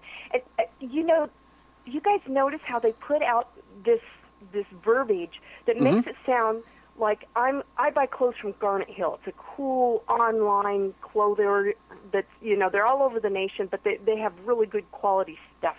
And it's like you can go on, I bought some things through Gunbroker, but like you can go on a website, go on to Cabela's or something, and just say, yeah, send me my Glock 19 Gen 3, please, and I want it second-day air, please, and I don't want to have to sign for it. Like it's just going to come to your porch. I wish. That's how it should be. Right, I wish that would happen. But that's not how it is. And they My make it Amazon sound account would be like insane. It's that easy. Right. And we all know that's not how it is, and especially not in California. I mean, Oregon is a blue state, but at least we're not insane yet with our gun laws. Mhm. We still are. You guys aren't far behind. Yeah, we're not, and we've got some loons, and a lot of them are imports from California. But we've got some loons in our state house that are trying to infringe, to register guns, to do everything possible. But this whole thing, and they said we need to ban all assault weapons now and enact other common sense gun reform. And so, as we heard on the news, not only were most of mainstream media not saying Islamic terrorism, falling in lockstep with Obama, but they also were all saying assault rifle, even on the purported conservative network of Fox News. Yep. Yeah. Even they Bill were calling O'Reilly. it an assault weapon, an assault rifle. And every time I heard it, I got so mad. I had to go out of the room. I didn't want to throw something at my TV. I can't afford to replace that flat thingy. But so mad that people don't understand. And I am such a gun evangelist. Everywhere I go, I'm talking to people about the Second Amendment and guns, and especially women. And the misconceptions are just rife everywhere. Yeah, and even Bill O'Reilly surprised me. Came out, and Gretchen Carlson too came out, and we're talking about these military grade weaponry. Yes. That just shows such an ignorance for what really the right is in this country and where it came from. And you know what? That's exactly the kind of weapon we should have. Right. We should. Right. And when we go down this road, and you brought up the term that they're using now is military grade weapon. They're getting more away from assault rifle. I almost think like the slower news agencies are using assault rifle, if you will, as far as the poor weapon propaganda that's out there. Mm-hmm. They're going to military grade weapon now to further demonize a citizen to have this. So they're calling it military grade, essentially like, hey, you need to be in a special unit with special training to be able to possess this because it's designed for the military. And the original M16 was, in fact, designed for the military in Vietnam. They needed a transition to a lighter weapon that was more reliable, blah, blah, blah, blah, blah. But the 223 wasn't even the round that they wanted. No. And the AR-15 is a different weapon. It's not an M16 based on the fire rate alone. And we can go on and on as to the differences. That being said, when you earlier were talking about the terrorist watch list, and we've said this before, well, all you have to do is move the flagpole as to what's a terrorist, and now you can start disarming people with it. Which is why I said let's have the debate and talk about at least maintaining the... But when you get to the weapon side of it, they've now added military grade. Well, once that stigma sticks, all they have to do now is start applying that to different things they don't want us to have. Mm-hmm. Yep. Oh, well, that Gen 3 Glock you have, military uses sidearms, Tammy, so that's now a military-grade weapon. You know what? Worse than that. Here's where I think they're going with the argument next. Military-grade, fill in the blank. The military uses ball ammunition. Right. That's like target ammo for those of you that don't. Which means the hollow points that you're using for home defense. That's beyond. That's beyond military grade. Oh, that's only Federal Protective Agency grade. Right? You just keep moving the goalposts wherever the hell you want them. But that's my point. Right. So military grade is crap. It's low bid. Yeah. Yeah. Right? And by the way, you guys, you probably know that I also work for... And ladies and gentlemen, we are back here on the Sackheads Radio Show. We apologize for the interruption. We apologize to our good friend Tammy J. We have just about 9 minutes left. I'm going to try to get her back on the line. I apologize. Before This break brought to you potentially by the U.S. government. The U.S. government. Weird. Anyone who listens to our show, and I know everyone's going to be like, "Oh, you're getting your tinfoil hat on," and blah, blah, blah. Conspiracy theorists. Anytime we hit on a sensitive subject, like calling them out about potentially banning ammunition, it's just the topic in general. We've been cut off other times, and longtime listeners of our show know when we get on a subject that's close to the vest, so to speak, that they aren't thrilled about. This has happened. Now, it could be completely ironical. Right. Just several times throughout the past few years. Through our career. Right. With different setups, different studios, and different computers. And different internets. But that's fine. Interwebs. It could all just be a possibly just, crap happens. It could be. But that would be coincidental. That would be totally coincidental. And just weird little things like trying to get Tammy back on via Skype. Normally, our Skype password is already kind of set up and ready to go, and now it's not there. And I have to reset everything. So I'm sure it's fine. Yeah, I don't know what this means. Probably nothing. But there's 2 helicopters. All right, that part might be an exaggeration. Overhead right now. There's 2 helicopters flying. In the world. You're right. They could be watching us from, say, Chattanooga, Tennessee, and Texas somewhere. So if you want to... this is just weird, dude. We were talking about before we were so rudely interrupted. We were talking about the military, the term military grade, right, and how that can be used very easily to extend not just to weapon systems that the government deems to be military grade, but to anything. Right. You know what? That's military grade ammunition, which we already talked about. Ball ammunition is garbage. It's ball ammo. Anybody that shoots knows that's just it's ball ammo. It's target ammo. I mean, for the most part. I mean, yeah, maybe the military's ball ammo is loaded a little bit hotter than a regular target round or something like that. But it's ball ammo. It's crap. What about military grade food? Why do you need military grade MREs unless you're planning for the end of the world in FEMA camps? And so you don't need that. That's a military grade MRE. You don't need that. You don't need military grade flares or a military grade light source. What do you need a light that bright for? Or IR? Why do you need IR as a private citizen? Why would you need MREs? That's what I mean. Why would you need IR? Why would you need an infrared light source if that's military grade? Why do you need a subdued patch on your hat? Right. That's military grade. Why do you need a tactical vest? Right. Why are you trying to hide? Why hunters, if you're really into hunting and sportsmanship, deer can't see that bright orange. And it's safer for you. Why do you need subdued patchwork and subdued clothing? Unless you're trying to hide something. Unless you're trying to be tactical. You're one of those militia folks. Right. You're one of those weirdos. Right. I'm going to call Tammy back. Let's see if we can get her back on the line here, and I apologize. And some of that may sound a little absurd, but that's my concern with this whole new argument of military grade. Again, we're supposed to have military grade. Right. Absolutely supposed to have it. That's how we maintain our state of freedom. And I don't mean California, because we're not really free in California.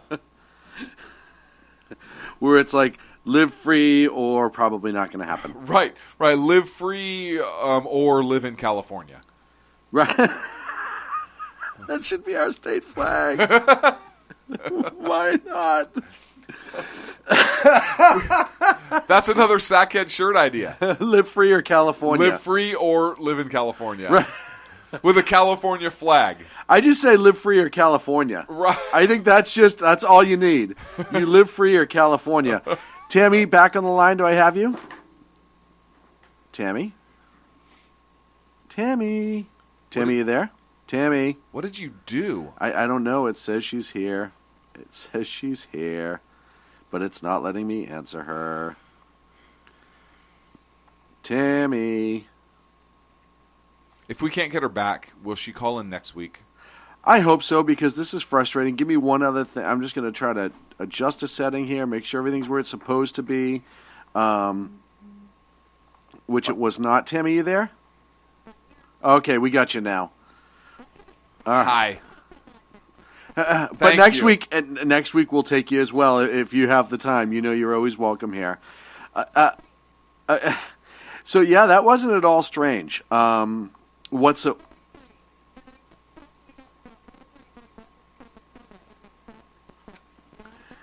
exactly. Hey, we know where the limits are of our free speech.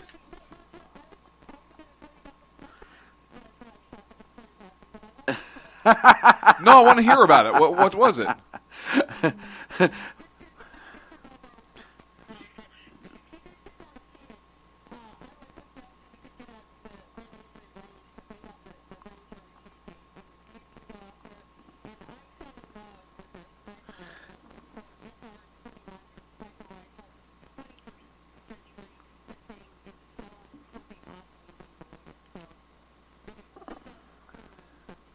If it has the Tammy J seal of approval, I'm all for it.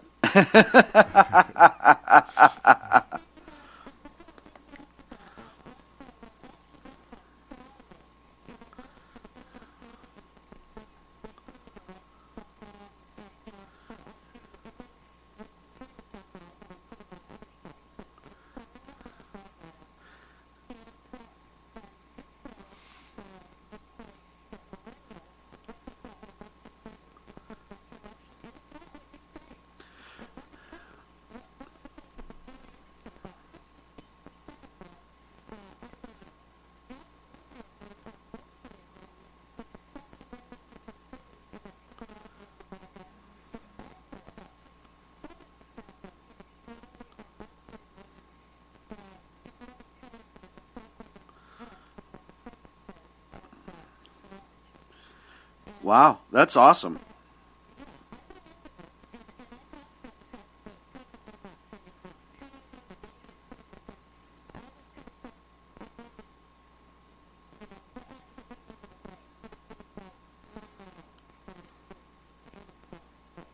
Oh, Lord. Well, we absolutely look forward to it. We only get about 30 seconds left in the entire show because of the meltdown that the computer had. Will you come back next week and spend more time with us, Tammy? Please.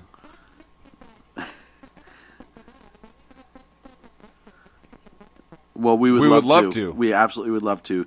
The amazing Tamara Jackson. Tammy J, at Tammy J on Twitter, editor of Barbed Wire, Saving Our Future, and, of course, host of the Tammy J Show. Thank you so much, Tammy. We'll talk to you soon. Bye-bye. Folks, that's it for the Sackheads radio show here on the SHR Media Network. We're out of time. You know what I feel like? What? I feel like we've built up to the point of climax. Yes. And then it just dribbled out. I agree. I absolutely agree. We were stifled. Man, I just... Great show. That was some of the best radio I've ever heard. Right up to the point where we got cut off. Shut down. You never diss the U.S. government. Thank you, my friend. Thank you, my friend. Thank you to all of our listeners who are engaged. Thank you to Tammy Jackson. Follow us on Twitter at Sackheads, at Edge of Liberty, at Sackhead Clint. Find our Facebook pages, Sackheads Radio, Sackhead Sean. You can add us there. Make sure you go to shrmedia.com. There's a couple brand new articles up there. For Sackhead Clint, I am El Patriate Grande. Yes, you are. And you've been listening to the Sackheads Radio Show. The best late-night conservative talk show in America, Sackheads Radio. And listen, there are no people better on the air to give you the best in conservative talk than Sackhead Sean and Sackhead Clint. And we're working on the immigration papers for a certain other guy who happens to work here too. But for those who are tuning in around the world to the best in late night conservative talk, Tackheads Radio. Tack News. Tack News. Radio. Tack News. Tack News. Radio.